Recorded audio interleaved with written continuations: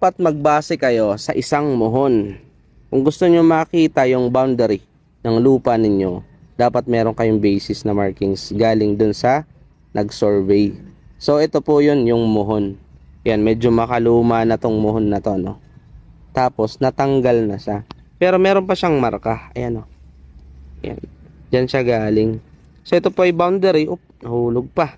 Ito po ay boundary ng lupa. Dito banda. At saka doon. At dito. At dito. No? So nasa gitna siya ng 4 na lote. Dito. Doon sa taas. Dito sa side. At dito sa side. So asan banda? Yung kanilang pinaka-boundary. Nasa gitna po. Titingnan, kunin lang natin Yan. Yan.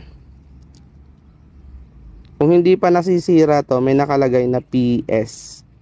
Ang ibig sabihin po nun ay private surveyor or private survey. At tapos, kung meron kayong makapansin dyan sa gitna, ito hindi lang klaro na kasi luma na siya, no? Meron niyang dent sa gitna nitong muhon na to. Yun po yung pinaka boundary.